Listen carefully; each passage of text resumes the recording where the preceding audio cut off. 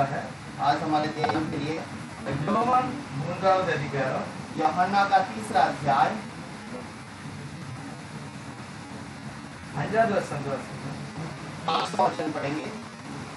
இயேசு பிரதித்திரமாக, ஒருவன் ஜலத்தினாலும் ஆவியினாலும் பிரபாவிட்டால் தேவனுடைய ராஜ்யத்தில் பிரவேசிக்க மாட்டான் என்று மெய்யாகவே மெய்யாகவே உனக்கு சொல்லுகிறேன்। यीशु ने उत्तर दिया, मैं तुझसे सच सच कहता हूँ, जब तक कोई मनुष्य जल और आत्मा से न जन्मे तो वह परमेश्वर के राज्य में प्रवेश नहीं कर सकता। இயேசுவானவர் தாமே இந்த வார்த்தைகளை நிக்கோதேமோடு பேசினார். यीशु खुद ही निकोदेमस के पास इस बात को कह रहा है। அவர் நல்ல ஒரு தேவனுடைய மனிதன். वो एक अच्छा प्रभु का एक व्यक्ति है அவர் குறித்து எழுதும்போது ஒரு பரிசேயன் அப்படின்னா கர்த்தருக்கு பயப்படுகிற ஒரு மனிதன். और वो उसके बारे में जब लिखा गया वो एक फरीसी है, वो प्रभु का भय मानने वाला है நியாயப்பிரமாணத்தை தீர்க்கதரிசனத்தை எல்லாவற்றையும் ஏற்றுக்கொண்டவர். और व्यवस्था को भविष्यद्वक्ताओं की किताब को भरोसा करने वाला। ஆனால் இயேசுவானவரை அவர் சரியாக புரிந்து கொள்ளல. और वो यीशु मसीह को सही से पहचान नहीं सका। உலகம் சபை எல்லாம் ஆண்டவரை வெறுக்கிற அந்த நேரத்துல और तू दुनिया और कलीसिया जब प्रभु यीशु को उस समय पर इनकार कर रहा था, அவருடைய போதனையும் அவருடைய நடவடிக்கையெல்லாம் பார்த்தா நிக்கோதேமுக்கு ஆச்சரியமா இருக்கு. और प्रभु का प्रचार और उसके चाल चलन को देखकर निकोदेमस को बहुत ही आश्चर्य हुआ அவர் போய் பேசுவதற்கும் பயம். और उससे बातें करने के लिए डरता भी है। எதனால? इसलिए ஒரு முக்கியமான ஆள். क्योंकि ये एक मुख्य व्यक्ति है कलीसिया में। ஆண்டவர்கிட்ட போய் பேசினா சபையை விட்டு நீக்குவாங்க. अगर उसके पास यीशु से बातें करे तो वो कलीसिया से अलग कर देंगे। ஏனால் இயேசுவை கிறிஸ்துவாக ஏற்றுக்கொள்ள கூடாது அப்படின்னு அந்த காலத்துல சட்டம். क्योंकि उन दिनों का नियम था कि यीशु को मसीहा करके स्वीकार नहीं करना है। ஆகவே இந்த நிக்கோதேமு பயந்து தனியா ஒருவருக்கு தெரியாம போய் ஆண்டவரோட பேசுகிறார். और इसीलिए निकोदेमस जो है वो रात में किसी को नहीं जानते हुए छुप कर यीशु को मिलता है। ஆனால் இயேசுவானவர் அவனுக்கு சொல்லுகிற ஒரு பாடம். लेकिन यीशु मसीह उसको सिखाने वाली एक बात है, ஆவியினாலும் பிறக்கணும், ஜலத்தினாலும் பிறக்கணும். तू आत्मा से भी जन्म लेना है और जल से भी जन्म लेना है, அப்பதான் நீ தேவனுடைய ராஜ்யத்துக்கு வர முடியும். और तब ही तो प्रभु के राज्य में आ पाएगा। பரலோகத்துக்குன்னு சொல்லல, वो स्वर्ग के लिए नहीं कहा, தேவனுடைய ராஜ்யம். प्रभु के राज्य के लिए। தேவனுடைய ராஜ்யம் என்றால் இயேசுவானவருடைய அவருடைய ராஜ்யத்துக்குள்ள முத வரணும். और पहले हमको उस प्रभु के राज्य के अंदर प्रवेश करना है। தேவனுடைய ராஜ்யத்துக்கு பரலோகத்துக்கு வித்தியாசம் தெரியாம இருப்பாங்க. और बहुत सारे लोगों को स्वर्ग का राज्य और प्रभु के राज्य दोनों का अर्थ समझ में नहीं आता। தேவனுடைய ராஜ்யம் அல்லது பரலோக ராஜ்யம் இது உலகத்துல தேவனுக்கு கட்டுப்பட்டு நடக்கிறது. और दुनिया का राज्य जो है वो प्रभु के राज्य के अनुसार चलना और वो दुनिया के अधीन में चलना। பரலோக ராஜ்யம் தேவனுடைய ராஜ்யம் ரெண்டும் ஒண்ணுதான். और स्वर्ग का राज्य प्रभु का राज्य दोनों एक ही है। இது உலகத்துல பரிசுத்த ஆவியானவருடைய நிறைவோட ஆண்டவருக்கு கீழ்ப்படுகிற ஒரு வாழ்க்கை. और ये दुनिया में प्रभु की आज्ञा मानकर चलने वाली एक ज्ञान है। அவருடைய ராஜ்யத்துக்குள்ள வளர்கிறது. और उसके राज्य के अंदर वो बढ़ता है। கடைசியில தான் பரலோகத்துக்கு போறோம். आखिर में ही स्वर्ग में जाएंगे। இப்போ ஆண்டவர் நிக்கோதேமு பார்த்து சொல்லுகிறார், और अब आगे प्रभु निकोदेमस को कहता है, ஜலத்தினாலையும் பிறக்கணும், तू जल से भी बपतिस्मा ले, ஆவியினாலையும் பிறக்கணும், आत्मा से भी जन्म ले, அப்பதான் என்னுடைய ராஜ்யத்துக்குள்ள நீ வர முடியும் அப்படிங்கிறார். तब ही तू मेरे राज्य में प्रवेश कर सकता है। இயேசுவை புரிஞ்சுக்கிட முடியும். और यीशु को ही तू समझ पाएगा। அதுக்கு பிறகு நீ பரலோகம். और उसके बाद ही तू स्वर्ग जा सकता है। ஒரு நிமிஷம் एक क्षण के लिए प्रार्थना करेंगे। பரிசுத்தம் உள்ளவரே ஸ்தோத்திரம். पवित्र प्रभु धन्यवाद कहते हैं, அதிசயங்களை காண கர்த்தருக்கு உதவி செய்யுங்க. और उस कलाम को पढ़ने के लिए क्या समझने के लिए मदद கர்த்தர் दीजिए। நம்முடைய ஜனத்தை பார்த்து சொன்னார், प्रभु अपने लोगों को देखकर कहा, எத்தனையோ தீர்க்கதரிசிகளை என்னை காண ஆசைப்பட்டார்கள், कितने ही भविष्यद्वक्ता मुझे देखने के लिए इच्छा என்னுடைய किए சத்தத்தை கேட்டு ஆசைப்பட்டார்கள். और मेरी आवाज को सुनने के लिए इच्छा किया, ஆனால் அநேகர் காணல பார்க்கல. लेकिन बहुतों ने नहीं देखा नहीं सुना। ஆனால் நீங்கள் பாக்கியவான். लेकिन तुम धन्य हो। இயேசுவை விசுவாசிக்கிற நீங்கள் பாக்கியவான். यीशु मसीह को विश्वास करने वाले तुम धन्य हो। அவரை கிறிஸ்துவாக ஏற்றுக்கொண்டவர் பாக்கியவான். उसको मसीहा करके स्वीकार करने वाला धन्य है। அப்படிப்பட்ட ஆசீர்வாதம் அன்றைக்கு கிடைத்தது. वैसे आशीष उन दिनों में मिला था। இன்றைக்கும் ஒவ்வொரு நாளும் இது நடந்து கொண்டே இருக்கிறது. आज भी ये बातें बहुत सारी जगह पर हो रहा है। இயேசுவை இரட்சகராக தெய்வமாக ஏற்றுக்கொண்டவர் பாக்கியவான். यीशु को मसीहा करके स्वीकार करने वाला धन्य है। கர்த்தாவே எங்களோடு பேசும். प्रभु आप मदद நான் कीजिए, புரிந்து கொள்ள கிருபை செய்யும். हमें समझने के लिए मदद இயேசு करें। கிறிஸ்துவின் நாமத்தினால பிதாவே. यीशु के नाम से मांगते हैं पिता। ஆண்டவருடைய வார்த்தையின்படி பாத்தீங்கன்னா और प्रभु के वचन के अनुसार यदि देखें, அந்த நிக்கோதேமு வந்து எப்படி பேசுறாரு பாருங்க. निकोदेमुस आकर कैसे बातें करता है देखिए। ஒருவருக்கும் தெரியாம ராத்திரி வந்து பேசுறாரு. किसी को पता ना चले इसीलिए रात में आकर बातें करता है। அவர் கேட்ட கேள்வி ஒண்ணு, தெய்வம் சொன்ன பதில் வேற. और वो कुछ सवाल अलग पूछता है और जवाब कुछ और देता है। அவன் என்ன சொல்றான் நிக்கோதேமு? निकोदेमुस क्या कहता है? உண்மையிலே நான் ஒரு நல்ல மனுஷனாக போய் பார்க்கிறேன். मैं तो आपको एक अच्छा व्यक्ति के रूप में देखता हूँ। தேவனுடைய தயவும் கூட இருக்கு. आपके ऊपर प्रभु का दया है ஒரு ஆவிக்குரிய அனுபவம் இருக்கு. और एक आत्मिक अनुभव भी है இது ஒரு பரிசுத்தமான ஒரு மனிதன். और तू एक पवित्र व्यक्ति है। ஆகவேதான் உங்களுடைய வாழ்க்கையில இப்படிப்பட்ட ஒரு செயல் இருக்கிறது. और इसीलिए तेरे जीवन में ऐसा कार्य है। ஆண்டவர் சொல்கிறாரு, प्रभु ने कहा என்ன நீ மனுஷனா தான் பார்க்க, और मुझे केवल तू मनुष्य के रूप में இல்ல देखता நீ है। தீர்க்கதரிசியை கூட பார்க்கலாம். तू शायद भविष्यवक्ता भी बनाकर देख सकता है, நான் தேவனுடைய ராஜ்யத்தின் ராஜா. लेकिन मैं प्रभु के राज्य का राजा हूँ। அதனால நீ மறுபடி பிறந்தா தான் என்ன அடையாளம் காண முடியும். और इसीलिए यदि तू फिर से जन्म लेगा तो ही तू मुझे पहचान सकेगा। ஆவியிலையும் பிறக்கணும், ஜலத்திலையும் பிறக்கணும். तुम्हें आत्मा में भी जन्म लेना है और जल से भी जन्म लेना है। நம்ம எல்லாம் ஆவியிலையும் ஜலத்திலையும் பிறந்திருக்கோம். और हम सब आत्मा से और जल से जन्म लिए हैं। இப்படி कैसे? எதனால நம்ம பிறந்துட்டோம்? किस लिए हमने जन्म लिया எப்படி நான் ஒரு பிறக்க முடியும்? और कैसे हम जन्म ले सकते हैं? யோவான் சுவிசேஷத்துல यूहन्ना का सुसमाचार முதல் அதிகாரம் 12-13 அவர் சொல்லுகிறார், இயேசுவே சொல்லுகிறார், पहले अध्याय के अंदर यीशु मसीह खुद कहता है, அவருடைய நாமத்தின் மேல் அவருடைய நாமத்தின் மேல் விசுவாசம் உள்ளவர்களாய் அவரை ஏற்றுக்கொண்டவர்கள் எத்தனை பேர்களோ அத்தனை பேர்களும் தேவனுடைய பிள்ளைகள் ஆகும்படி அவர்களுக்கு அதிகாரம் கொடுத்தார். அவர்கள் ரத்தத்தினாலாவது மாம்ச சித்தத்தினாலாவது புருஷனுடைய சித்தத்தினாலாவது பிறவாமல் தேவனாலே பிறந்தவர்கள்.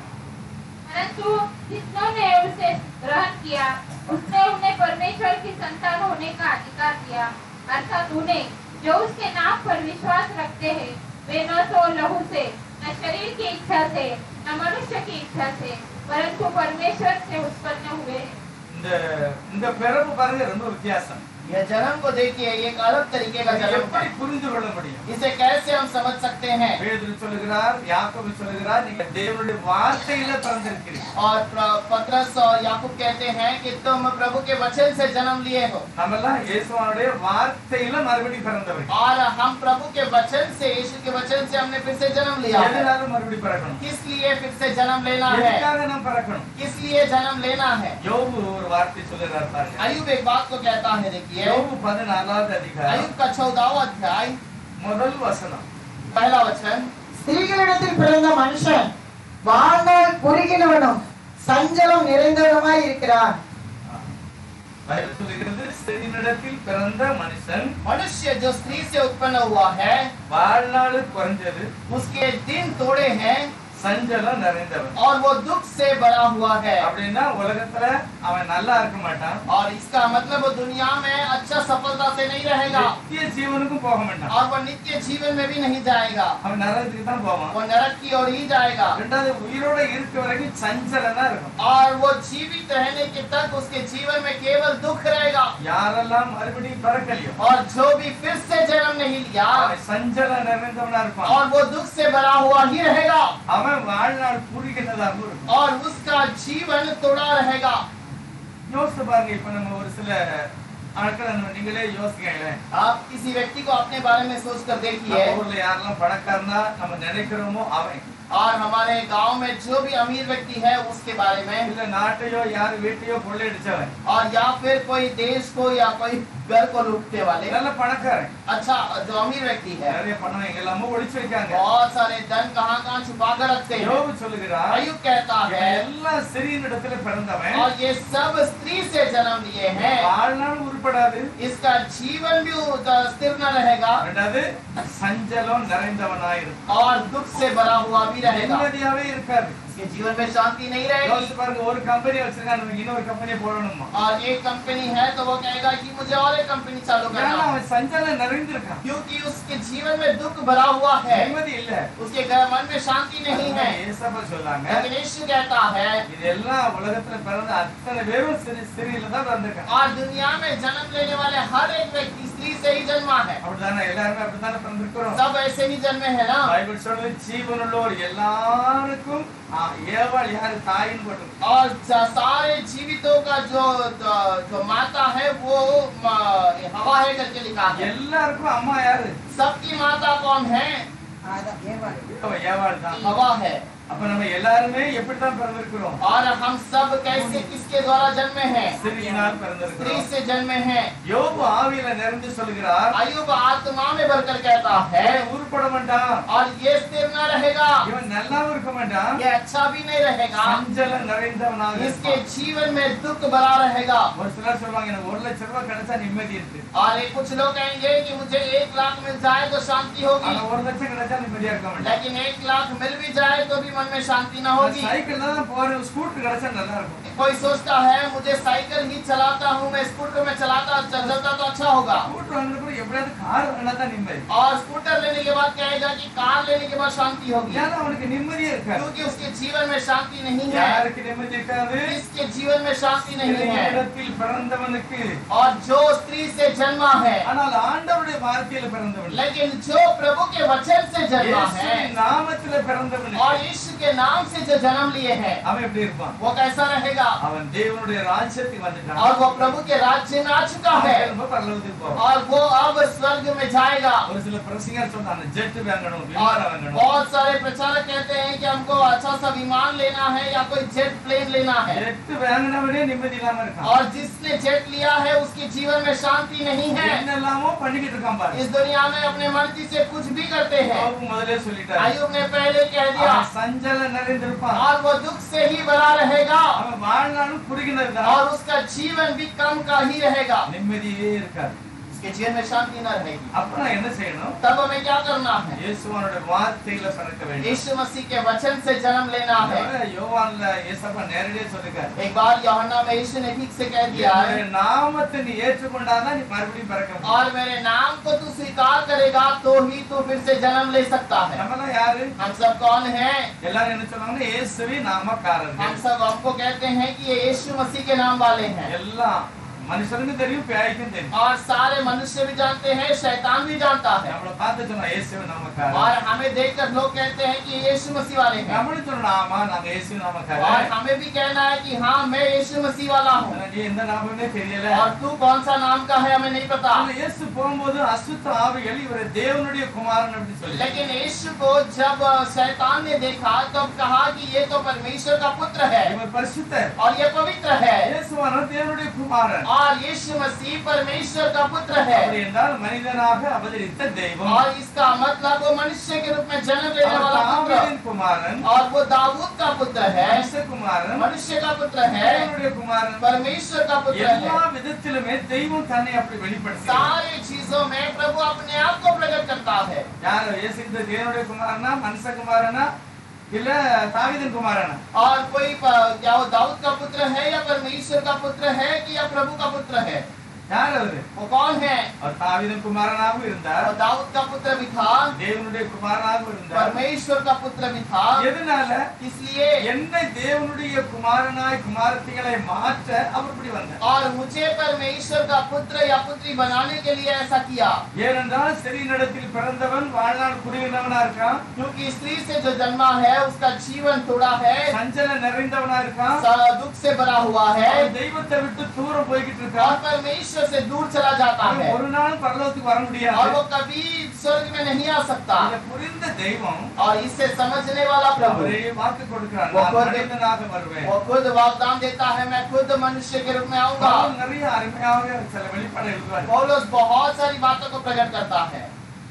இயேசுவானவர் கீழே இறங்கும்போது என்ன சொன்னாராம்? यीशु मसीह नीचे उतरने के समय पर क्या कहा? தேவனே எனக்காக நீர் ஒரு சரீரத்தை வைத்திருக்கிறீர். हे प्रभु तूने मेरे लिए एक शरीर को रखा है நான் அதை இறங்கி போகிறேன். और मैं उस पर उतर कर जाऊंगा। இன்னொரு இடத்துல சொல்றாரு, புஸ்தக சுருளில் என்னை பற்றி எழுதியிருக்கிறது. और एक जगह पर लिखा है कि पुस्तक के उस पुस्तक के अंदर भी मेरे बारे में लिखा है। ஆகவே தேவன் மனிதனாக எனக்கு और इसलिए प्रभु मनुष्य के रूप में उतर आया। என்ன பிள்ளையாக மாற்ற அவர் மனிதனாக வந்தார். मुझे उसका बच्चा बनाने के लिए वो मनुष्य को रूप को धारण किया। நல்ல பக்காவா ஒரு காரியத்தை புரியணும். और एक बात को ठीक से समझना है நான் தண்டிக்கப்பட வேண்டும். और मैं दंड होना நான் चाहिए। தெய்வத்தை விட்டு தூரம் போயிருக்கிறேன். मैं प्रभु से दूर चला गया था நான் ஸ்திரீனிடத்தில் பிறந்தவன். और मैं स्त्री के पास जन्म लिया எனக்கும் தெய்வத்துக்கும் இடைவெளி ஆகி போச்சு. और मेरा और प्रभु के बीच में का अंतर बढ़ गया।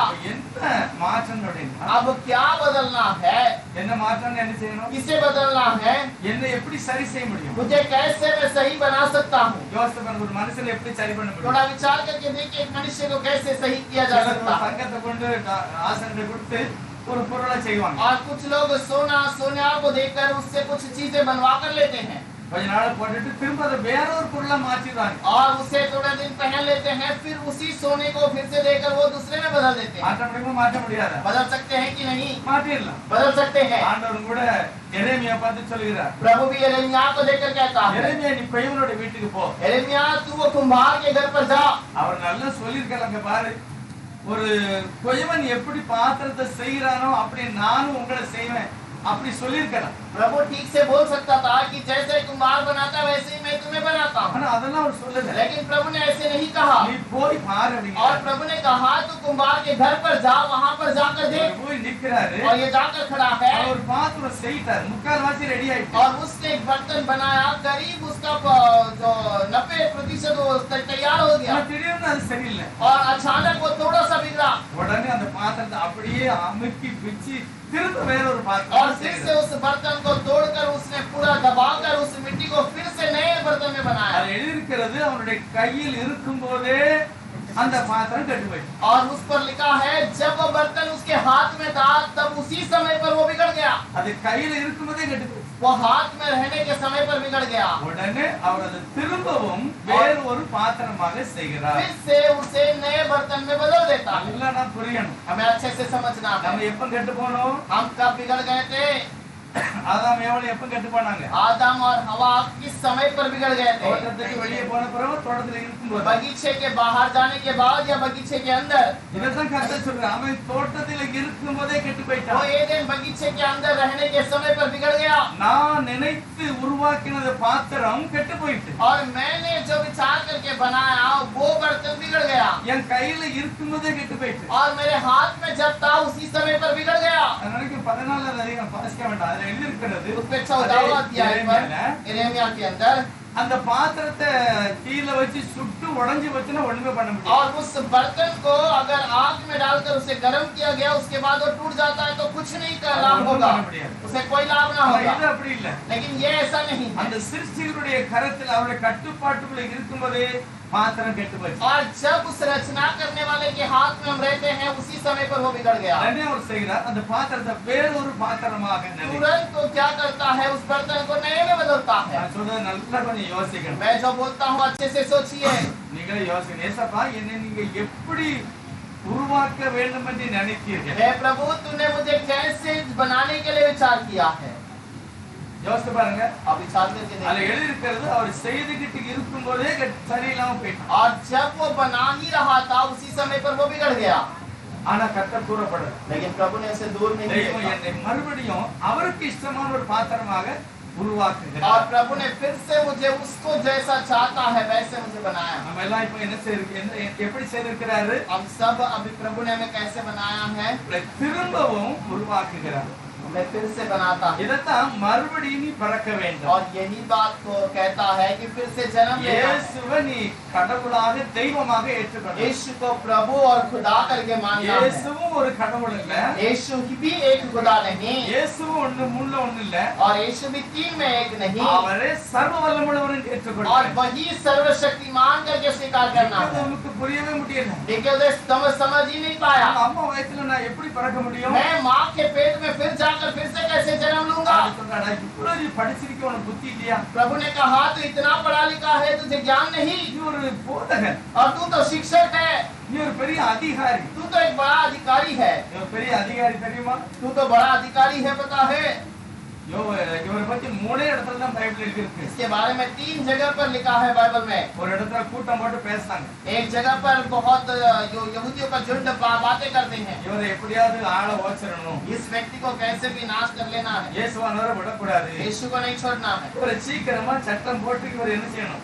और इसी को तुरंत एक आज्ञा डालकर இவரை பிடிச்சு உள்ள தள்ளிடணும். उसे पकड़कर जेल में डालना है। இப்படி ஒரு திட்டம் போடுறாங்க. ऐसा एक निर्णय लेते हैं। இதுல பாருங்க 7வது அதிகாரம் யோவான்ல यूहन्ना का 7वां अध्याय पर திட்டம் போட்டு போர்ச்சவரை அனுப்பி வச்சு और उसे प्लान बनाकर एक सिपाहियों को भेज भी दिया போய் பேசுங்க அவர் போய் பிடிச்சிட்டு வா பாடி. और जाकर वो उसको पकड़ कर ले आओ। பிடிச்சிட்டு வான்னு சொல்லிட்டு ஒரு கூட்டமே இங்க கூடி இருக்கு சபையில. और यहाँ पर ले आने के समय पर यहाँ पर एक कलीसिया झुंड में खड़ा है அந்த கூட்டத்துக்குள்ள நிக்கதும் இருக்காரு. और उस झुंड में निकोदेमुस भी खड़ा है। அங்க போனவன் திரும்பி வந்துட்டான். और जाकर जो सिपाही गए थे वो लौट कर आए। என்னடா நீ கொண்டு வரல? उसने कहा क्या तू उसे पकड़ कर नहीं लाए? போர்ச்சவன் சொல்றான். वो सेवा सिपाही ने कहा 7:47 சொல்றான். 7:46 में कहता है பைத்தியக்காரங்களா அந்த ஆளு பேசுறது போல நான் ஒரு நாளும் கேட்கலப்பா. ए पागल लोगों, उस मनुष्य के समान आज तक बातें करते हुए नहीं सुना मैंने। அவ்வளவு மதுரமா वो பேசுகிறாரு. इतना मीठा बातें करता है, அவரை எப்படி பிடிக்க முடியும்? उसे कैसे मैं पकड़ूं? உடனே யோக்கியர்கள் சொல்லுகிறார்கள், और पूरे वहाँ पर जो योग्य लोग हैं वो कहते हैं ஐயோ வேதத்தை அறியாத நீ சபிக்கப்பட்டவன். और उन्होंने कहा कि तू कलाम को नहीं जानता, तू श्रापित है। உடனே 50வது வசனம் வாசிக்கலாம். 50वां वचन पढ़ेंगे। ராத்திரியிலே ராத்திரியிலே அவனிடத்திற்கு வந்தவனும் அவரிடத்தில் வந்தவனும் அவர்களில் ஒருவனுமாகிய நிக்கதோமோ என்பவன் அவர்களை நோக்கி கூட்டத்துல ஒருவனாகிய நிக்கதோமும் அவர்களை நோக்கி அந்த கூட்டத்தை பார்த்து ஒரு மனுஷன் சொல்வதை கேட்டு நல்ல விவரமா சொன்னார் பாருங்க. ஐயோ புரியலையா உங்களுக்கு எல்லாம்? वो मनुष्य कहता है क्या तुम्हें समझ में नहीं आता? எவனோ சொன்னாம்னு இயேசுவை கைது பண்ண போறீங்க. कोई कहा करके तुम यीशु को पकड़ने के लिए जाते हो। அவன் செய்திகளை அறிகிறதற்கு முன்னே ஆ. அவனை ஆக்கினைக்கு உட்படுத்தலாம் என்று நம்முடைய நியாயப்பிரமாணம் சொல்லுகிறதா என்றான். நல்லா புரியணும். இயேசுவை நீ என்ன புரிஞ்சிருக்கிற? यीशु को तुमने कैसे समझा है? நிக்கதோமு புரிஞ்சுக்கிட்டாரு. निकोदेमुस समझ गया। ராத்திரி போய் பேசினதுனால और புரிஞ்சுக்கிட்டாரு. रात को जाकर बात किया इसलिए वो समझ गया। ஆனா அவர் புரியாம இருக்கும்போது ஒரு வார்த்தையை கர்த்தர் சொல்லுகிறார். वो नहीं समझने के समय पर एक बात को कहता है। அவர் சொல்றாரு, நிக்கதோமு वो कहता है निकोदेमुस, உலக பிரகாரமாவே நம்ம கிட்ட பேசிட்டு இருக்கேன். दुनिया के रीति से ही मैं तुझसे बातें करता हूँ। ஆனா அவனை சொல்லிக் கொடுக்க உனக்கு புரியவே இல்லை. मैं तुझे सिखा रहा हूँ लेकिन तुझे समझ नहीं आता। உனக்கு கம்ப்யூட்டர்லாம் சொல்லிக் கொடுத்தா எப்படிமா புரியும்? और तुझे मैं सीधे कंप्यूटर बताऊं तो कैसे समझेगा? இயேசுநாதர் சொல்லுகிறார் நிக்கோதேமு பார்த்து, यीशु मसीह निकोदेमुस को देखकर कहता है ஏபிசிடி உனக்கு தெரியல, तुझे ABCD ही पता नहीं, மறுபடியும் பிறக்கணுங்கிறதே உனக்கு புரியல. फिर से जन्म लेना है ये बात को भी तू नहीं जानता। ஆவிக்குரிய விஷயம் எப்படி புரியும்? आत्मिक बातों को तू कैसे समझेगा? அப்ப என்ன பத்தி என்ன நினைச்சிட்டு இருக்க? मेरे बारे में तू क्या समझता है? நான் மரியாம் மகனா? मैं मरियम का पुत्र இல்ல हूँ। இங்கதான் உன் முன்னால உட்கார்ந்து நினைக்கியா? क्या मैं तेरे सामने केवल इधर ही बैठा हूँ करके समझता है? 12 சொல்லுகிறார், 12 वचन में कहता है உலக பிரகாரமான காரியத்தை மட்டும் நான் பேசிக்கிட்டு இருக்கேன். दुनिया की रीति के बातों के बारे में तुम्हें बताता हूँ இதே உனக்கு ஜீரணமாகல, और ये भी तुझे हजम नहीं होता। இதே உனக்கு புரிய முடியல.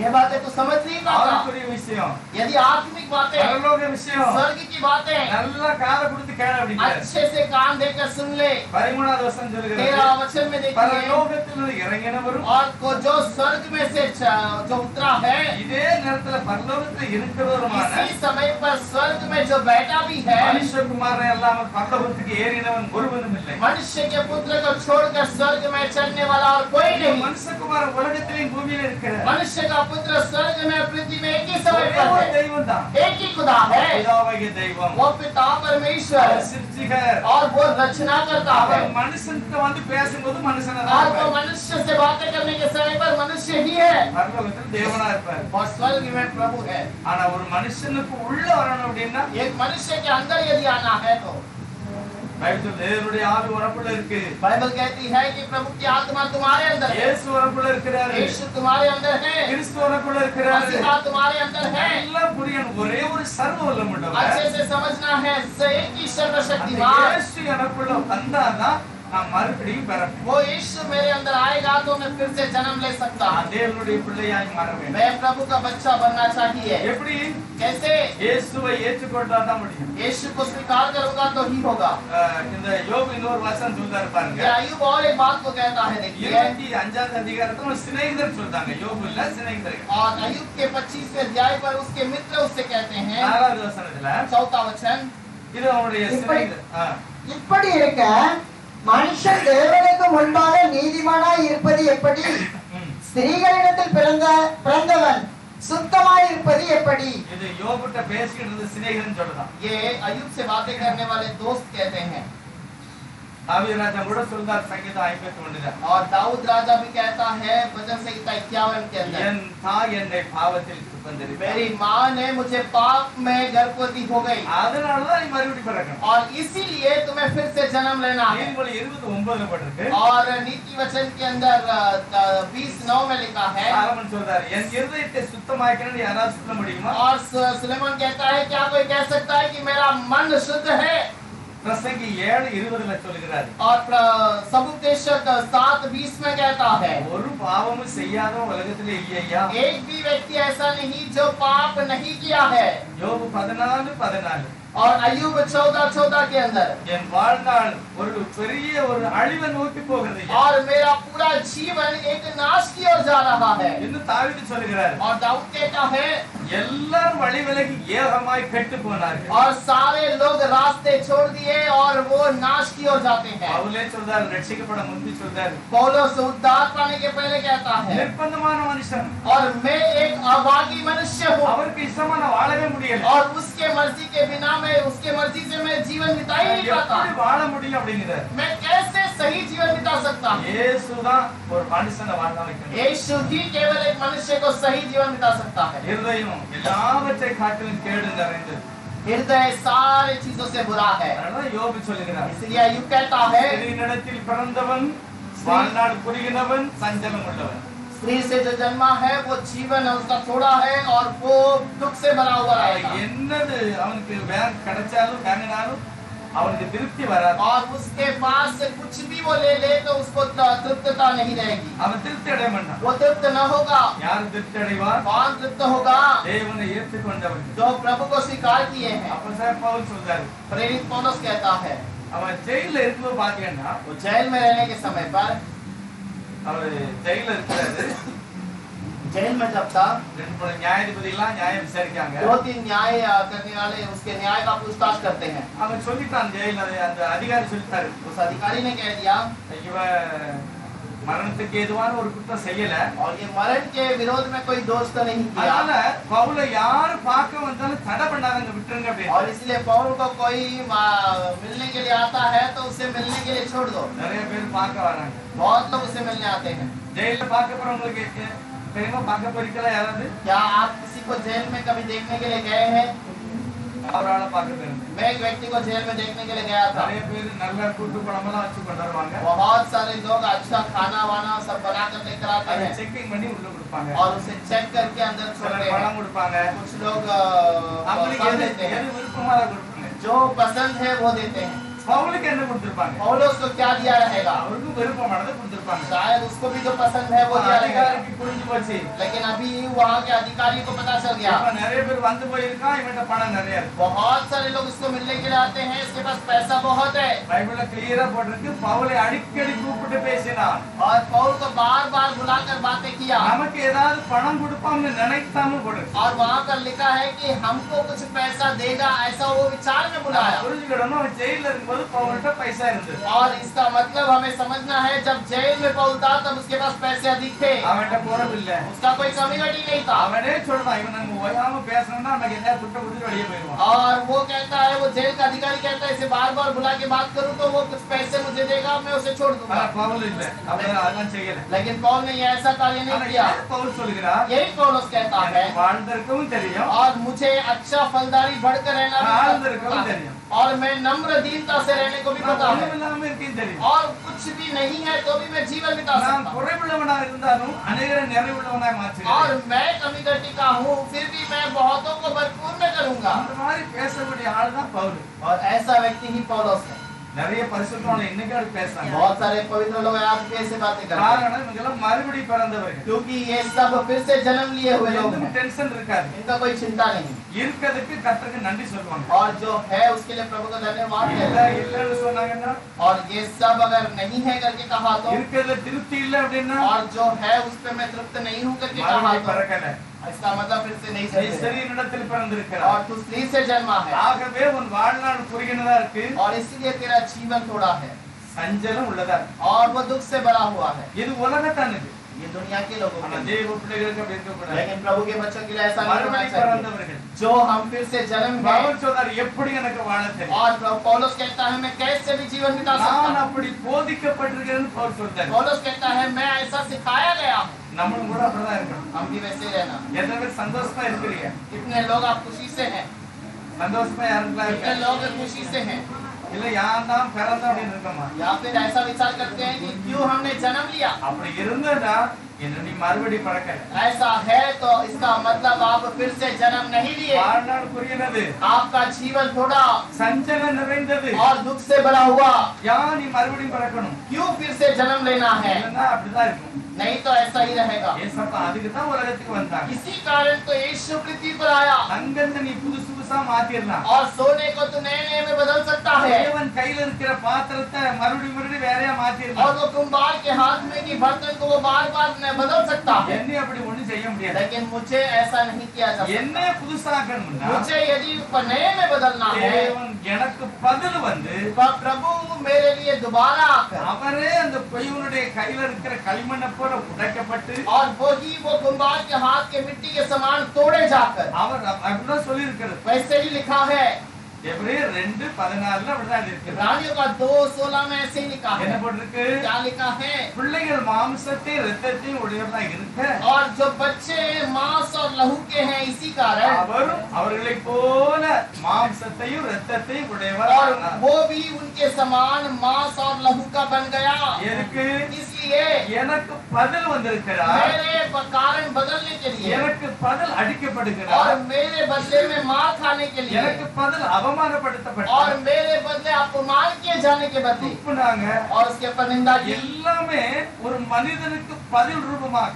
और सब जो है एक मनुष्य को जो होना चाहिए वो सारा कार्य பவுல் 15வது அதிகாரம் 1 சொல்கிறார். पौलुस को पहला कुरिन्थियों में 15वें अध्याय में कहता है இன்னும் நிறைய இடத்துல அவர் சொல்றார். और भी बहुत सारे जगह पर ये बात वो कहता அவருடைய है மரணம் என் உயிர் தழுதலுக்கு உண்டாக்குகிறது. उसका मरण मुझे पुनरुत्थान में उठने के लिए मुझे முதல் सामर्थ्य दिया। ஆதாம் மண்ணில இருந்து வந்திருக்கிறான். पहला आदम मन मिट्टी से आया था பவுல் பரிசுத்தாவில நிறைந்து சொல்கிறார். पौलुस पवित्र आत्मा में भर कर कहता இயேசு है இரண்டாவது ஆதாம். यीशु दूसरा आदम அது है உயிர்ப்பிக்கிற ஆவியானவர். और वो फिर से जीव उठने वाला आत्मा எனக்கு बना பதிலாக வந்தவர். मेरे बदले आया है இந்த இயேசுவை ஏற்றுக்கொள்ளலன்னா और इस यीशु को यदि तुमने स्वीकार नहीं किया அவன் மாம்சத்துல தான் இருக்கான். वो मांस में ही रहेगा அவன் நிக்கோதேமுக்கு புரியல. इसीलिए निकोदेमस को पता नहीं அவர்ட்ட சொல்றார் ஆண்டவர், और उसको प्रभु ने कहा பாரு பரலோகத்திலயும் பூலோகத்திலும் இருக்கன்னு நம்புடா அப்படிங்கிறார். और स्वर्ग में और पृथ्वी में मैं ही हूँ करके विश्वास कर இப்பதான் நிக்கோதேமுக்கு ஆணித்தரமான ஒரு நம்பிக்கை. अभी निकोदेमस को एक परिपूर्ण भरोसा आया இயேசுவை கிறிஸ்துவாக और ஏற்றுக்கொண்டார். यीशु को मसीहा करके स्वीकार किया இன்னொரு இடத்துல ஒரு சில இடத்துல எழுதியிருக்கு. और एक जगह पर लिखा है நிறைய பேர் புரிஞ்சுக்கிட்டாங்க. बहुत सारे लोग समझ तो गए ஆனா சொல்ல பயப்பட்டார். लेकिन बोलने के लिए डरते थे ஆனா சபையை விட்டு நீக்கிடுவாங்க. कि कलीसिया से बाहर कर देंगे இன்னைக்கு இயேசுவை நாம் கிறிஸ்துவாக பார்க்க வேண்டும். आज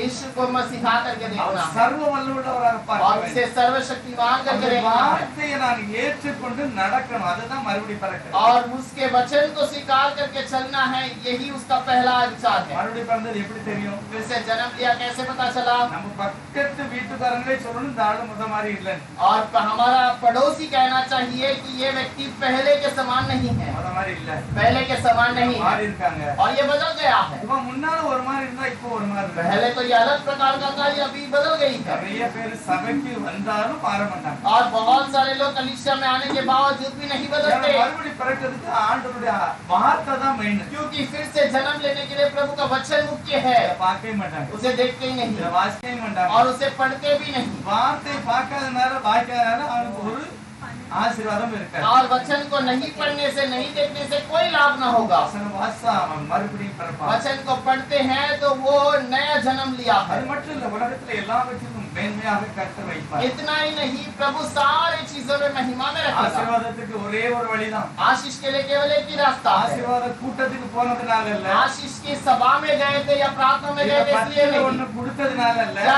10 में एक कार्य दिया है इसलिए नहीं, அதுக்கு ஒரு ஆசீர்வாதம் இருக்கு. उसके लिए अलग आशीष அது मिलेगा, சரியான ஆசீர்வாதம். लेकिन सही आशीष। உபாகமம் 27ல கர்த்தர் சொல்லிட்டார், व्यवस्था विवरण 28 में प्रभु ने सब कुछ कह दिया। சொன்ன வார்த்தையின்படி நீ நடந்தால் मेरा वचन जो बताया गया उसके अनुसार यदि तू चले நீ உயர்ந்திருப்பாய். तू सफलता से रहेगा, இல்லன்னா கிடையாதுன்றார். नहीं तो नहीं रहेगा। இயேசுவே வார்த்தையாக இறங்கி வருகிறார். यीशु भी वचन बनकर उतर कर आया அவர்தான் சொன்னார், எந்த மனுஷனையும் பிரகாசிக்க வைப்பேன். और वो कहता है किसी भी मनुष्य को मैं चमकाऊंगा।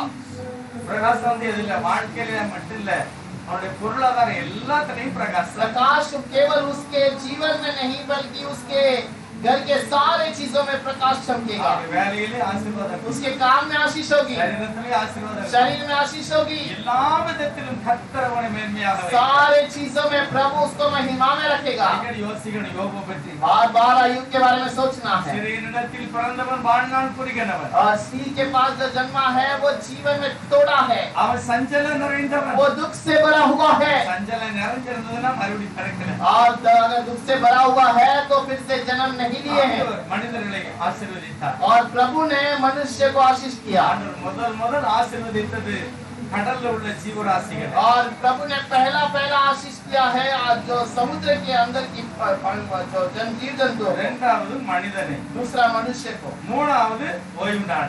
और उसके बाद विश्राम के दिन को। இந்த மூணுமே கர்த்தரால் ஆசீர்வதிக்கப்பட்டது. और ये तीनों जो है प्रभु से आशीषित இந்த किया गया ஆசீர்வாதத்தை நான் எடுத்துக்கிறேன். और उस आशीष को हमें पाना है। இயேசுவான் சொல்கிறார், यीशु ने कहा என்னுடைய பரிசுத்த நாளை பரிசுத்தத்தோடு நீ ஆசரித்தால் நீ பாக்கியவான். मेरे पवित्र दिन को पवित्रता से आराधना करे तो तू धन्य है। உனக்கு இஷ்டமானது நீ செய்யாத, और तू अपनी मर्जी से मत कर, உனக்கு இஷ்டமானதை பேசாத. और वो अपनी मर्जी से कुछ बोल मत। ஏழாவது ஓய்வு நாள் சபைக்காரங்க நிறைய விஷயத்துல நல்லா இருப்பாங்க. सातवें कलीसिया के लोग जो सातवें दिन को मानते हैं वो लोग बहुत सारी चीजों में सही रहते हैं। அது என்ன முழுக்க முழுக்க தவறு கிடையாது. वो सब गलत नहीं बोल सकते हैं। யாரோ போதிச்சிருக்காங்க சனிக்கிழமை தான் சொல்லி, किसी ने उन्हें सिखाया है शनिवार ही आराधना करना है। சனிக்கிழமைக்கு ஆராதிக்க தவறே கிடையாது.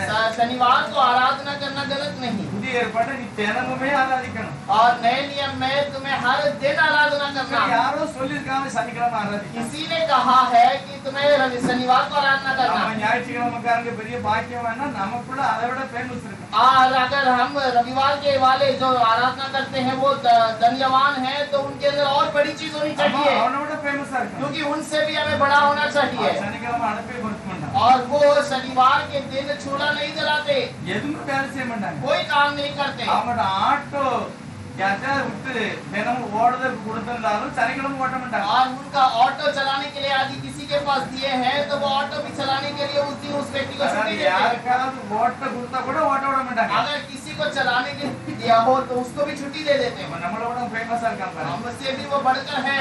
தேவன் நாளை பார்க்கணும். प्रभु दिन पर नहीं देखता, தினமும் நான் ஜெபம் பண்ணணும். हमें हर दिन आराधना करना। புதிய ஏற்பாடுல நாள் முக்கியம் இல்ல. नए नियम के अंदर समय मुख्य नहीं, எதனால ஞாயிற்றுக்கிழமை ஆராதிக்கும்? इसलिए रविवार का आराधना मुख्य எனக்காக है। இயேசு மரித்து உயிரோடு எழுந்தார். मेरे लिए यीशु मरकर जी उठा இந்த ஞாயிற்றுக்கிழமை எழுந்தாரியா? और ये रविवार के दिन जी उठा, அதனால நாங்க சாட்சிகள். और इसीलिए मैं उसका गवाही हूँ। நல்லது, अच्छी बात है। நான் சாட்சியாகவே வாழ வேண்டும். और गवाही में ही जीवन बिताना, அதுதான் தேவன் எதிர்பார்க்கிற ஒரு ஆசீர்வாதம். और यही प्रभु भरोसा करने वाला एक बात है। தேவனால் பிறந்தவர்களை பற்றி எழுதும் போது प्रभु के ऊपर भरोसा करने वाले के बारे में जब लिखा है, வாசிக்கலாம். யோவான் 1:12 வாசிப்போம். यूहन्ना का पहला अध्याय पहला वचन से पढ़ेंगे 12 और 12 वचन से। 12 மட்டும் வாசிப்போம். யோவான் 1:12. यूहन्ना का पहला अध्याय 12 वचन। அவருடைய நாமத்தின் மேல் விசுவாசம் உள்ளவர்களாய் அவரை ஏற்றுக்கொண்டவர்கள் எத்தனை பேர்களோ அத்தனை பேர்களும் தேவனுடைய பிள்ளைகளாகும்படி அவர்களுக்கு அதிகாரம் கொடுத்தார்.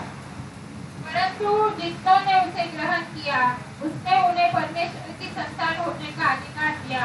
ஏற்றுக்கொண்டவங்க எல்லாருமே அதிகாரம் கிடைச்சிருக்கு நீ பிள்ளையா மாறுவதற்கு. और जो स्वीकार किए हैं उन सबको अधिकार मिला है तो बच्चा बनने के அந்த लिए। அதிகாரத்தை ஆதாயப்படுத்தினா அந்த வார்த்தையின்படி நடக்கும். और उस अधिकार को हमें अपने जीवन में लेकर आना है तो वचन के अनुसार चलना है। தேவன் ஒரு அதிகாரம் கொடுத்திருக்கிறார். और प्रभु ने एक अधिकार दिया है, சுவிசேஷத்தை நீ ஏற்றுக்கொண்டால் நீ பாக்கியவான். सुसमाचार को स्वीकार करे तो तू धन्य है, இயேசுவை ஏற்றுக்கொண்டால் நீ பாக்கியவான். यीशु को स्वीकार करे तो तू धन्य है। ஆனா நிறைய பேர் ஏற்றுக்கொண்டு அதை கடைபிடிக்கல. और बहुत सारे लोग स्वीकार तो करते हैं लेकिन उसका पालन नहीं करते। இவங்களுக்கு அதிகாரம் இருக்கு ஆனா ஆசீர்வாதத்தை எடுக்கல. इनके पास अधिकार है लेकिन आशीष को नहीं लेते।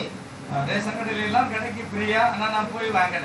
रेशन के दुकान में हमें सब मुफ्त में मिलता है लेकिन मैं जाकर नहीं लेता। அப்படிப்பட்டவங்களா நம்ம ஆயிரும். और उस प्रकार के लोग हम हो जाएंगे। இயேசுவின் நாமத்துக்குள்ள ஆசீர்வாதம் இருக்கிறது. यीशु के नाम से आशीष है। நாம் மறுபடியும் பிறப்பதற்கு, मैं फिर से जन्म लेने के நாம் लिए, பிரகாசிப்பதற்கு, मैं प्रकाशमान बनने के நான் लिए, ஆரோக்கியமாக मैं இருப்பதற்கு, चंगाई से रहने के लिए, எல்லா ஆசீர்வாதம் இந்த நாமத்துக்குள்ள இருக்கு. सारा आशीष उसके अंदर है। ஆனா அந்த அதிகாரத்தை ஏற்றுக்கொள்ளலாம்னு என்ன பிரயோஜனம்? उस अधिकार को यदि मैं स्वीकार नहीं करूं तो क्या लाभ है? 13 பாருங்க. मेरा वचन देखिए, இவங்க இரத்தத்தினால பிறக்கல, और ये लहू से नहीं जन्मे, மாம்ச சித்தத்தினால பிறக்கல, शरीर की इच्छा से भी नहीं புருஷ जन्मे, சித்தத்தினாலும் பிறக்கல. कोई मनुष्य की इच्छा से भी नहीं जन्मे, இவங்க தேவனால பிறந்திருக்காங்க. परंतु परमेश्वर से उत्पन्न हुए। புரியுதா வசனம்? क्या आपको ये वचन समझ में आता है? தேவனால பிறந்தவங்க தான் தேவனுடைய பிள்ளைகள். प्रभु से जन्म लेने वाले ही प्रभु के बच्चे हैं। தேவனால பிறந்தவர்கள் தான் பாக்கியவான். प्रभु से जन्म लेने वाले धन्य हैं। அடுத்த வசனம் சொல்கிறது, दूसरा वचन कहता है, ஆதியில வார்த்தை இருந்தது, आदि में जो वचन था அந்த வார்த்தை தான் மாமிசமாகி और वो वचन मांस में प्रकट हुआ, கிருபையினாலும் अनुग्रह से, சத்தியத்தினாலும் दया सत्य से, நிறைந்தவராய் और जो भरपूर होकर நமக்கு உள்ளே हमारे अंदर வாசம் பண்ணினார். निवास करके அப்படின்னா எங்களுக்குள்ளே நடமாடினார், हमारे बीच में मंडरा रहा था, எங்களுக்குள்ளே வாசம் பண்ணுகிறார். हमारे अंदर निवास किया அவருடைய है மகிமையை நாங்கள் பார்த்தோம். और उसकी महिमा को हमने देखा। பிதாவுக்கு ஒரே பேரானவருடைய மகிமைக்கு ஏற்ற மகிமையாகவே और पिता की समानता में कि उसके एक की समानता का महिमा से भरा है। அதுதான் தேவன். वही तो खुदा है। அவர் மனிதனாக வந்தார். वो मनुष्य के रूप में आया அதுதான் சத்தியம். और वही सत्य है। 16வது வசனம் சொல்கிறது, 16 वचन में लिखा है, 16 அவருடைய பரிபூர்ணத்தினால் நாம் எல்லாரும் கிருபையின் மேல் கிருபை பெற்றோம். क्योंकि उसकी परिपूर्णता में से हम सब ने प्राप्त किया, अर्थात अनुग्रह पर अनुग्रह। அவருடைய கிருபையினாலே उसके अनुग्रह के कारण என்ன கிடைச்சிருக்கு? நான் பூரண கிருபைக்கு மேல கிருபை. हमें अनुग्रह पर अनुग्रह मिला। அப்படியே ஒரு கூட்டம் இருக்கு, கிருபைக்கு மேல கிருபை. और वैसा एक झुंड भी है जो अनुग्रह के ऊपर अनुग्रह है। என்னன்னாலும் செய்யி, तो कुछ भी कर ले, கர்த்தர் உன்னை கிருபையாய் வைப்பார். प्रभु तुझे अनुग्रह से रखेगा। தவறான ஒரு பார்வை, और ये एक गलत नजर है, தவறான ஒரு பார்வை. और ये गलत नजर है। பைபிள் என்ன சொல்கிறது? बाइबल क्या कहती है? அவருடைய பூரணம், அவர் எனக்காக எல்லாவற்றையும் சம்பாதித்து வைத்திருக்கிறதுனால, और वो मेरे लिए सब कुछ कमा के रखा है, इसलिए அவர் மேல உள்ள நம்பிக்கை விசுவாசம் और उसके ऊपर का भरोसा என்ன நீதிக்கு நேராய் நடத்துகிறது, मुझे धार्मिकता की ओर चलाता என்னை है, பரிசுத்தத்துக்கு நேராய் मुझे நடத்துகிறது. पवित्रता की ओर चलाता நான் है। பூரணம் அடைய முடியும். मैं परिपूर्ण हो सकता हूँ। தேவன் இந்த மகிமையான ஆசீர்வாதத்தை தான் நிக்கதோமோட்ட பேசுகிறார். और प्रभु इस पवित्रता के जीवन को ही निकोदेमुस से बातें करता है, நம்மளோட பேசுகிறார். हमसे बातें करता है। நம்ம எல்லாம் ஸ்திரீனிடத்துல பிறந்திருக்கிறோம், हम सब स्त्री से जन्म लिए हैं, இப்ப வார்த்தையில பிறந்திருக்கிறோம். लेकिन आप वचन में भी जन्मे हैं। இதுதான்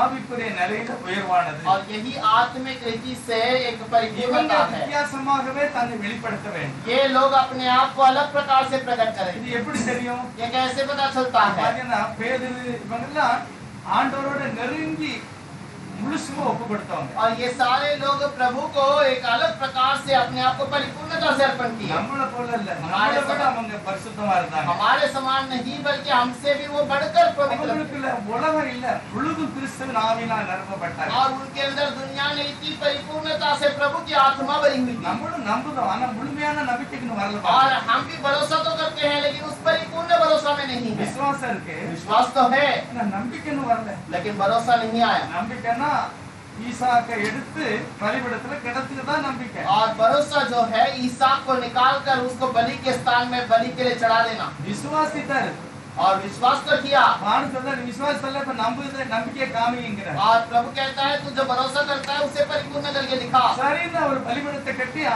ஈசாக்கை கட்டி மேல வச்சிட்டார். और बलि के स्थान में ईसा को बांधकर उसने रख दिया। இதுதான் நம்பிக்கை. यही तो भरोसा है। நம்ம கத்தி எடுக்க போறாரு பாருங்க. और फिर उस तलवार को लेने के लिए भी चला गया। அப்பதான் கர்த்தர் பார்க்கிறார். तब प्रभु ने देखा। அவர் மேல என்ன செய்யறாரு? उसके ऊपर क्या किया? அன்பின் பூரணமான ஒரு கிரியை ஆபிரகாம் காமிச்சிட்டார். प्रेम के परिपूर्णता को अब्राहम को दिखा அது दिया। மேல இருந்து பேசுகிறார். और प्रभु ऊपर से बातें करता है। ஆபிரகாம் உண்மையாகவே நீ உத்தமன். और प्रभु कहता है कि तू सच में एक उत्तम व्यक्ति है। நான் இவ்வளவு நாள் அவருக்கு தெரியாதா? क्या आज तक उसे पता नहीं था?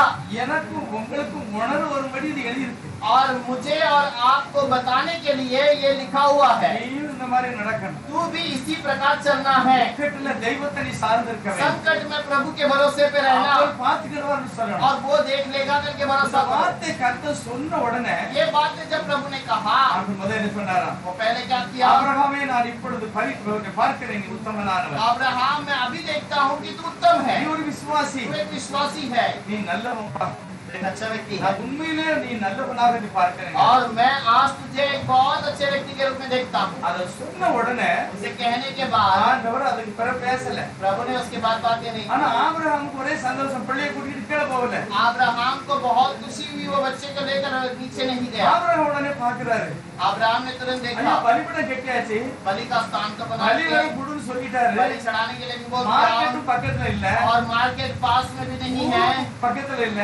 और गांव भी पास में नहीं நான் है। ஏதாவது தெய்வத்துக்கு கொடுக்கணும். मैं प्रभु के लिए कुछ देना है। ஏதாவது கொடுக்கணும். मैं कुछ तो देना है। பைபிள் சொல்லுது கண்களை ஏறெடுத்து பார்த்தான். और उसने अपनी आंखें उठाकर देखी। ஏதாவது நான் அவருக்கு கொடுக்கணும். मैं कुछ ना कुछ उसे देना அந்த है। ஒரு பாரம். बहुत बोझ। தனக்கு நன்மை செய்தவரை ஏதாவது கொடுக்கணும்னு சொன்னா ஏறிட்டு பார்த்தான். और मुझे जो दिया है उसको मैं कुछ ना कुछ देना है करके अच्छा அப்பதான் ஒரு किया। ஆட்டுக்கடாய் இப்ப பாத்துக்கிட்டான். तब वहां पर एक भेड़ को देखा ஏறிட்டு பார்க்கிறான். और उसे देखा கடாயை பிடிச்சி அவன் பலிபீடத்தில் தகன பலி செலுத்தினார். और उससे वहां पर चढ़ा बलि उसको मेल बलि करके चढ़ा दिया। ஆவியானவர் எழுதி வைத்திருக்கிறார். और वहां पर प्रभु ने लिखा அந்த தகன பலி செலுத்தின பிறகு இரண்டாம் தரம் கர்த்தர் அவனை கூப்பிட்டார். और उस मेल बलि चढ़ाने के बाद प्रभु ने उसे वो फिर से बुलाया। கர்த்தர் கவனிக்கிறார் பாருங்க. प्रभु देख रहा है அப்படியே பையனை கூட்டிட்டு கீழே போறானா அப்படியே பார்க்காரு. और वो देख रहा है कि बेटे को लेकर क्या नीचे जा रहा है।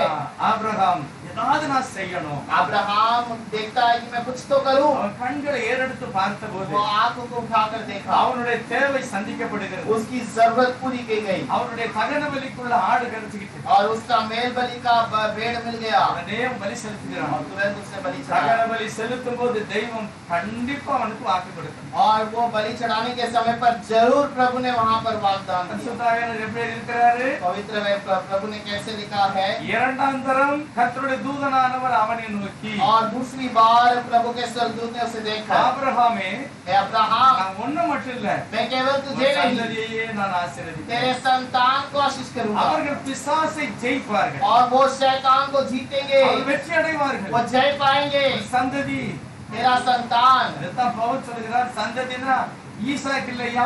ஈசாக்கு வம்சத்துல வரப்போற இயேசு. और वो संतान का मतलब ईसाक नहीं, ईसाक के परिवार में जन्म लेने वाला यीशु। எந்த சந்ததி இயேசுநாதன்?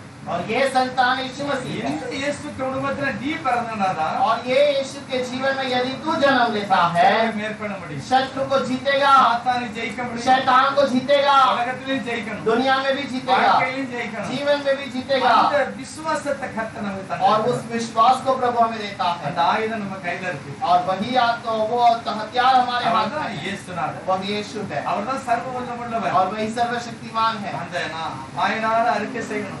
मुंह से कबूल करना। இயேசுவை நான் ஒரு ஏதோ ஒரு ஆள மாதிரி பார்க்க கூடாது. यीशु को मुझे कोई व्यक्ति के रूप में नहीं देखना। நிறைய பேர் ரெண்டாவது ஆள் மாதிரியே பார்ப்பாங்க. बहुत सारे लोग दूसरा व्यक्ति के समान देखते हैं। அவருக்கு மேல ஒரு பெரிய அப்பா இருக்காரு. और उसके ऊपर भी एक व्यक्ति है। பைபிள் சொல்லுது बाइबल कहती है தேவனாய கர்த்தரை உன் முழு இதயத்தோடும் और तेरा प्रभु परमेश्वर को पूरे हृदय से। உனக்கு ஒரே ஒரு இருதயம் தாண்டா இருக்கு. तेरे पास तो एक ही हृदय है। அந்த ஒரு இருதயத்துல ஒருவருக்கு தான் இடம் கொடுக்கணும். और उस एक हृदय में केवल एक ही को स्थान அந்த दे। சர்வ வல்லமையுள்ளவர் இயேசுவாக நீ ஏற்றுக்கொள்ள और வேண்டும். वो सर्वशक्तिमान यीशु करके स्वीकार कर। ஆனா பழைய ஏற்பாடுல நம்ம இருந்தோம்னா இயேசுவை ஆராதிக்க முடியாது. लेकिन पुराने नियम में यदि हम रहेंगे तो यीशु करके स्वीकार नहीं कर सकते। யெகோவாவை ஆராதிக்க முடியாது. यहोवा करके आराधना नहीं कर सकते। முதல் பைபிள்ல 4வது அதிகாரம் பாத்தீங்கன்னா ஆதியாகமத்துல उत्पत्ति के पहले अध्याय के अंदर यदि देखते हैं அங்க என்ன நடக்கு, वहाँ पर क्या होता है சுத்தமான சந்ததி வருது பாருங்க. और एक पवित्र संतान आता है 25ல வந்து ஏனோஸ் வராரு. और 25 में हेनोस आता है। அடுத்து ஏனோஸுக்கு ஒரு குழந்தை பிறகு, उसके बाद சேத்துக்கு ஒரு குழந்தை பிறகு. सेत को एक बच्चे का जन्म होता है। हेनोस அவன் என்ன செஞ்சான், वो हेनोस क्या करता है இயேசு அப்படின்னு அவன் ஆராதிக்கல. और यीशु करके आराधना नहीं किया। தெய்வத்துக்கு பேரே தெரியாத அவனுக்கு, प्रभु का नाम उसे पता ही नहीं है, ஆனா இயேசுவை தான் ஆராதிக்கணும். लेकिन यीशु को ही आराधना करना। அதனால அவன் கர்த்தருடைய நாமத்தை தொழுது கொள்கிறான். और इसीलिए प्रभु के नाम को वो नमन करता है। யாரை தொழுதுகிட்டான், इसको नमन किया தெய்வத்தையா தெய்வத்தினுடைய நாமத்தையா, और प्रभु को क्या, तो प्रभु के नाम को, கர்த்தருடைய நாமத்தை தொழுது கொண்டார். प्रभु के नाम को आराधना किया, இயேசுவை தொழுது கொண்டார். यीशु की आराधना की। ஆண்டவருடைய நாமம் மறைக்கப்பட்டே இருக்கிறது. प्रभु का नाम छिपाया गया है। அவர் சொல்லுகிறார், पौलुस कहता है அது பழைய ஏற்பாட்டுல மறைக்கப்பட்டது, वो पुराने नियम में छिपाया गया है கர்த்தர் எங்களுக்கு வெளிப்படுத்தினார். और प्रभु ने हमें प्रकाश करके दिखाया। பழைய பாருங்க, யார் ஆபிரகாம் ஒரு பலிபீடத்தை கட்டினார், और अब्राहम ने बलि का स्थान बनाया என்ன செஞ்சாரு, और क्या किया, கர்த்தருடைய நாமத்தை தொழுது கொண்டார். प्रभु के नाम को नमन किया। ஈசாக்கு பலிபீடம் கட்டினார், ईसाक ने बलि का स्थान கர்த்தருடைய बनाया, நாமத்தை தொழுது கொண்டார். प्रभु के नाम को उसने आराधना किया। சாலமோன்ட்டே சொல்லிட்டாரு, सुलेमान से भी कह दिया, என் நாமத்துக்குன்னு ஒரு சபையை கட்டடைகிறேன். मेरे नाम के लिए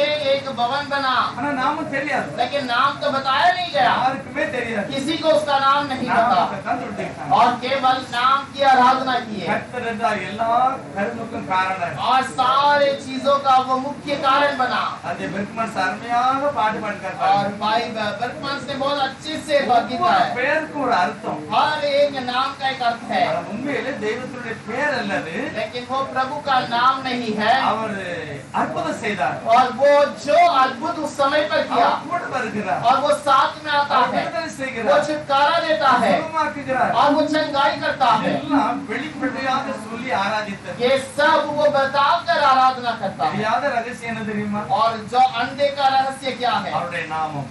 उसका नाम। அதுதான் புதிய ஏற்பாடுல வெளிப்பட்டிருக்கு. और यही नए नियम पर लिखा गया। அப்போஸ்தலர் எழுதியிருக்கிறது, प्रेरितों की किताब में लिखा है, வானத்திலும் பூமியிலும் மேலான ஒரு நாமம், आकाश और पृथ्वी में एक ऊंचा नाम, ரட்சிப்புக்கு வேறொரு நாமம் இல்லை. उद्धार का और कोई नाम नहीं है। அந்த நாமத்தை நாம் எல்லாரும் ஏற்றுக்கொண்டார். நான் மறுபடியும் பிறந்திருக்கேன். और उस नाम को स्वीकार करते हैं तो हम फिर से जन्मे நீ हैं। மறுபடியும் பிறந்தா தேவனுடைய ராஜ்யத்துக்குள்ள நம்ம இருப்போம். यदि तू फिर से जन्मा है तो प्रभु के राज्य में है, அல்லது பரலோக ராஜ்யத்துக்குள்ள இருக்கிறோம். या फिर परमेश्वर के स्वर्ग राज्य में है। பரலோகத்துக்கு போகணும். स्वर्ग में जाना है। ஆண்டவர் பரமண்டல ஜெபத்தை சொல்லி கொடுக்கிறார் பாருங்க. प्रभु उस स्वर्ग के प्रार्थना में सिखाया। நல்லா ஜெபம் பண்ணு நீ. अच्छा प्रार्थना कर, ஆண்டவரே உம்முடைய ராஜ்யம் हे வரட்டும், प्रभु तेरा राज्य आए, உம்முடைய ராஜ்யம் வரட்டும். तेरा राज्य आए। மேல நடக்கிறது போல கீழே நடக்கணும். जैसा स्वर्ग में होता है वैसे पृथ्वी में भी होनी चाहिए। நம்ம வீடும் பரலோக ராஜ்யமாய் மாற வேண்டும். और हमारा घर भी प्रभु का राज्य बनना நம்முடைய चाहिए। இருதயம் பரலோக ராஜ்யமாய் मेरा மாற வேண்டும். हृदय प्रभु का राज्य बनना चाहिए। பாஸ் ஆனாதான் நம்ம பரலோகத்துக்கு போக முடியும். इस पे हम पास हो गए तो हम स्वर्ग में जा सकते हैं। இப்ப நம்ம ஸ்திரீனிடத்துல பிறந்தது உண்மைதான். हम स्त्री पे जो जन्मे हैं वो सच्चाई है। இப்ப ஏசப்பா சொல்றாங்க, अब यीशु ने कहा ஏய் நீ ஸ்திரீயில பிறக்கல, तू तो स्त्री से नहीं जन्मा, நீ மாம்சத்துல பிறக்கல, तो मांस में नहीं जन्मा, தேவனாலேயே तू பிறந்திருக்கிறாய். अब प्रभु से जन्मा है। ஹalleluya. हालेलुया। எத்தனை பேருக்கு பாக்கியம் நல்லா இருக்கு பாருங்க. कितने लोगों को अच्छी बात है ये। நம்ம இயேசு நாமத்துல பிறந்திருக்கோம். हम सब यीशु के नाम से फिर से जन्मे நாம் हैं। தேவனுடைய பிள்ளைகள். हम प्रभु के बच्चे, ஆகவே தான் சத்துரு பயப்படும். इसीलिए शत्रु डरता है, ஆனா நாம் தேவனுக்குள்ள இருக்கிறோம். क्योंकि हम प्रभु के अंदर हैं। அத பவுல் சொல்கிறார், पौलुस कहता है ரோமர்ல சொல்கிறார், ஆறாவது அதிகாரத்துல, रोमियो के 6 अध्याय में, மூணாவது அதிகாரம் கலாத்தியல சொல்கிறார், गलातियों के 3 अध्याय में, இயேசு கிறிஸ்துவின் நாமத்துல ஞானஸ்நானம் எடுத்தவர்கள் எத்தனை பேர்கள் यीशु मसीह के अंदर बपतिस्मा लेने वाले तुम அவரோடு जितने கூட அடக்கம் பண்ணப்பட்டீர்கள். उसके साथ दफन किए அவருடைய गए நாமத்தை தரித்திருக்கிறீர்கள். और उसके नाम को पहने हो, நாம் பாக்கியவான்கள். तुम धन्य हो। கர்த்தர் அப்படிப்பட்ட மகிமையான காரியத்தை செய்யும்படி और प्रभु ऐसे महिमा के कार्य को करने के அவர் लिए எப்பவும் ஆயத்தமா இருக்கிறார். वो हमेशा तैयार है। 24 மணி நேரம் அவர் ஆயத்தமா 24 घंटा वो हमारे लिए तैयार है। மிஷனரிகள் எல்லாம் போய் பிரசங்கம் பண்ணாங்க. और इसलिए मिशनरी जाकर प्रचार करते करते हैं ஒவ்வொரு நொடி பொழுதும் அற்புத உலகத்துல நடக்கிறது. और हर एक क्षण में वहाँ पर चंगाई चमत्कार होता है। बहुत सारे लोग उद्धार पाते हैं, ஆயத்தமா இருக்காங்க. बहुत सारे लोग तैयार हैं। வசனம் வெறுமையா இல்ல, வேலை செஞ்சுக்கிட்டே இருக்கு. वचन व्यर्थ नहीं काम कर रहा है, தேவன் கிரியை செய்கிறார். प्रभु कार्य कर रहा है। எல்லாரும் சொல்லுவாங்க, कुछ लोग कहते हैं எங்க சபைக்கு வந்தாலும் உனக்கு பரலோகம் இல்லைன்னா இல்ல. हमारे कलीसिया में आएगा तो ही तुम्हें स्वर्ग है, नहीं तो स्वर्ग में नहीं जाओगे। சென்னையில ஒரு பாஸ்டர் இருக்கார் சாமுவேல். चेन्नई में एक पास्टर है सैमुएल। நீ பரலோகத்துக்கு வரணும் எங்க சபைக்கு வா. तो स्वर्ग में जाना है तो हमारे कलीसिया में आओ। எங்க யாரும் போக முடியாது. आप और कहीं पर नहीं जा सकते। இவ்வளவு ஒரு பைத்தியக்காரத்தனம் பாருங்க. ऐसा एक पागलपन है। ஆண்டவர் உலகம் பூரா இந்த சத்தியத்தை வெளிப்படுத்தியிருக்கிறார். प्रभु ने पूरे दुनिया में इस सत्य को प्रकाश कर दिया। எந்த சபையானாலும் சரி, कोई भी कलीसिया क्यों ना रहे, எந்த கூட்டமானாலும் कोई சரி, भी झुंड क्यों ना रहे, இயேசுவை ஏற்றுக்கொண்டவன் பாக்கியவான். यीशु को स्वीकार करने वाला धन्य है, நீதிமான். वो धर्मी है। தேவன் அப்படிப்பட்ட ஜனத்தை சேர்த்து प्रभु வர ऐसे लोगों को बुलाने के लिए आएगा। நம்முடைய ஆசீர்வதிப்பார். प्रभु आपको आशीष करे। எல்லாரும் மனதில் படித்து हम சொல்லுங்க. सब घुटने में आकर प्रार्थना எல்லாரும் करें। இயேசுவை நோக்கி हम सब பாருங்க. यीशु की ओर देखें, இயேசுவை நோக்கி பாருங்க. यीशु की ओर देखें।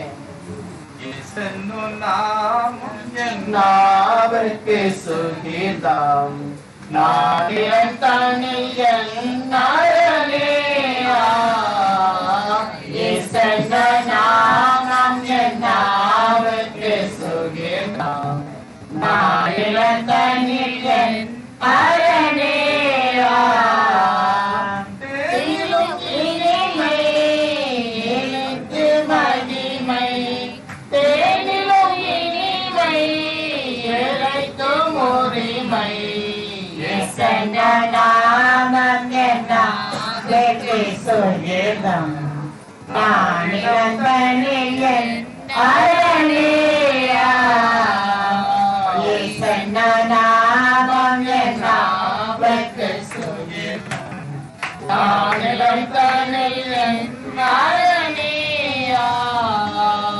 வேகளும் நீங்கும் பொல்லாவியும் அகன்றிடும் நோய்களையாவுமே தொலையுமா வேகளும் நீங்கும் பொல்லாவியும் அகன்றிடும் நோய்களையாவுமே தொலையுமா அதிசயம் நடக்கும் அற்புதம் பெருகும் அதிசயம் பெயரும் என்றென்றும் ஜெயிக்கும் இயேசுவின் நாமம் என் நாவிற்கு சுகீதம் நானிடத்தனில் என் அரணியா இயேசுவின் நாமம் என் நாவிற்கு சுகீதம் நானிடத்தனில் என் அரணியா எல்லாரும் ஆண்டவரை நோக்கி பார்க்கணும்.